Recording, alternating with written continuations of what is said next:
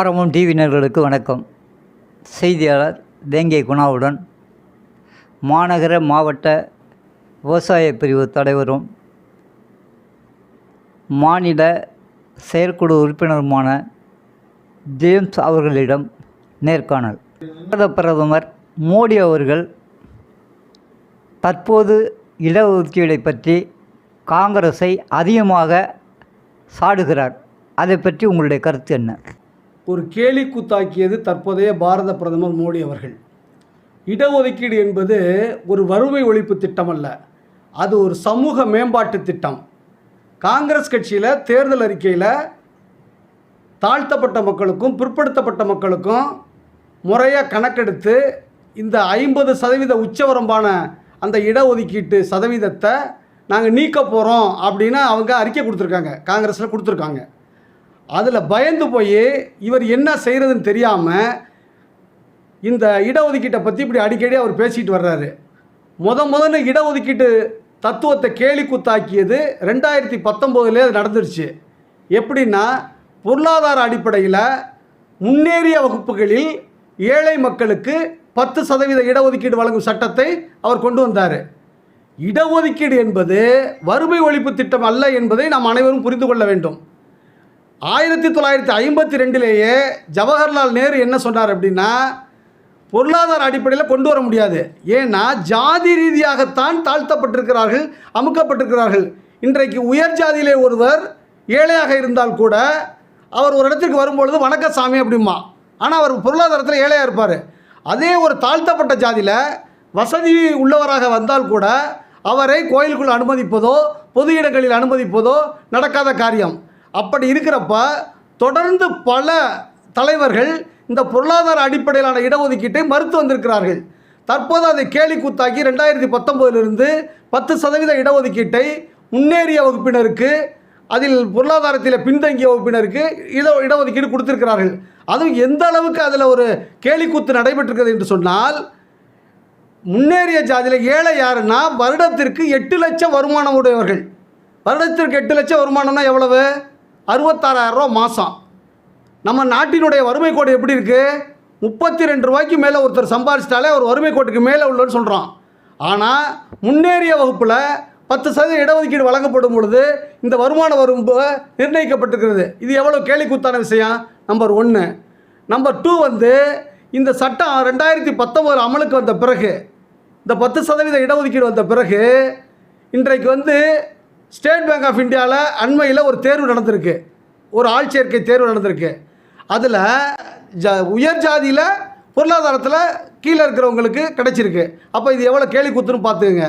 இப்போ இவர் மோடி இந்த தேர்தல் அறிக்கையை பார்த்துட்டு மிகவும் பயந்து போயிட்டு தான் இந்த இடஒதுக்கீட்டை பற்றி அவர் கண்ட மாதிரி நாங்கள் வந்தால் அப்படி செய்வோம் இப்படி செய்வோம்னு போட்டு குழப்பிட்டு இருக்காரு. அவர் நினச்சார்னா இன்றைக்கி இந்த 50% இடஒதுக்கீட்டை அவர் அதை நீக்கலாம். ஆனால் அவர் அதை நீக்காமல் எக்கனாமிக்கலி வீக்கர் செக்ஷனுக்கு 10% இடஒதுக்கீடு கொடுத்துருக்கிறாரு.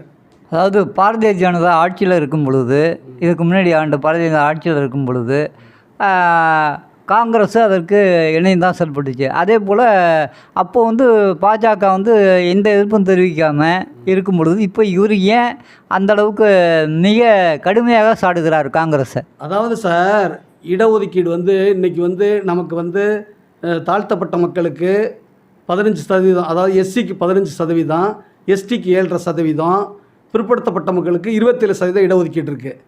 இதை காங்கிரஸ் ஆட்சியில் 1994 நரசிம்மராவ் ஆட்சியில் இருக்கிறப்ப இந்த மண்டல் கமிஷனுடைய பரிந்துரைப்படி 27% ஒதுக்கீடுகிட்ட அமல்படுத்தினார்கள். ஆனால் பாரதிய ஜனதா கட்சி ஆட்சிக்கு வந்த பிறகு கல்வியிலும் சரி வேலைவாய்ப்பிலும் சரி இந்த 27% இடஒதுக்கீட்டை சரியாக அமல்படுத்தவில்லை.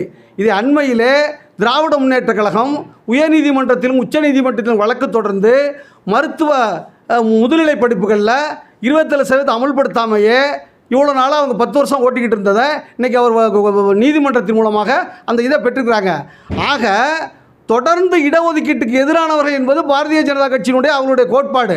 பாரதிய ஜனதா கட்சிக்கு அவர்களுடைய தாழ்த்தப்பட்ட மக்களோ பிற்படுத்தப்பட்ட மக்களோ முன்னேறிவிடக்கூடாது என்பதில் அவங்க உறுதியாக இருக்கிறாங்க. அதனால தான் அவங்க தொடர்ந்து மீண்டும் ஒரு முறை ஆட்சிக்கு வந்தால் அவங்க நிச்சயமாக இடஒதுக்கீட்டுக்கு எதிராக செயல்படுவார்கள் என்பது திண்ணம். அதனால தான் ராகுல் காந்தி அவர்கள் எல்லா பிரச்சாரத்திலுமே அரசியலமைப்பு சட்டத்தை பாதுகாக்க வேண்டும் என்று சொன்னால், அரசியலமைப்பு சட்டத்தினுடைய இடஒதுக்கீட்டு கொள்கையை பாதுகாக்க வேண்டும் என்று சொன்னால் நீங்கள் கட்டாயம் காங்கிரஸ் மீண்டும் ஆட்சிக்கு வரணும்னு அவர் சொல்லிக்கிட்டு இருக்காரு.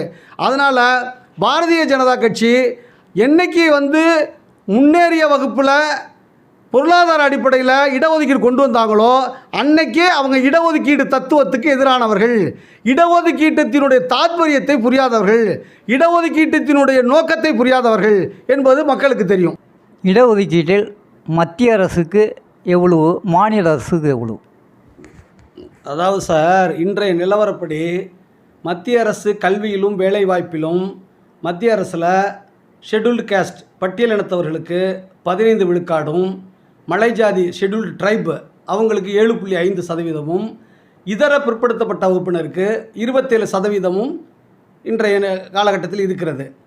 ஏன் இது 27%? ஆக்சுவலாக 67% பிற்படுத்தப்பட்டவர்கள், இந்தியாவில் பிற்படுத்தப்பட்டவர்களுடைய வாக்கு விழுக்காடு 67%.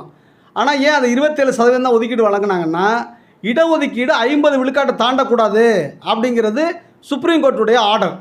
அதனால் என்ன பண்ணாங்கன்னா, ஏற்கனவே 15, 7.5, 22.5, இதோட 27, 49.5, 50க்குள்ளே அடங்குதுன்னு சொல்லி பண்ணாங்க. ஆனால் அதை முறியடிக்கிற வண்ணம், அந்த சுப்ரீம் கோர்ட்டு தீர்ப்பையே மீறும் வண்ணம் இவங்க அண்மையில் 10% உயர் ஜாதியில் பிற்படுத்தப்பட்டவர்களுக்கு 10% பொருளாதாரத்தில் பிற்படுத்தப்பட்ட உறுப்பினர்களுக்கு வழங்கினார்கள். இதுதான் மத்திய அரசு. மாநில அரசு நம்ம தமிழ்நாட்டை பொறுத்தளவுக்கு பிற்படுத்தப்பட்டவர்களுக்கு 30%, அந்த 30%ல் 3.5% இஸ்லாமியர்களுக்கு உள்ஒதுக்கீடாக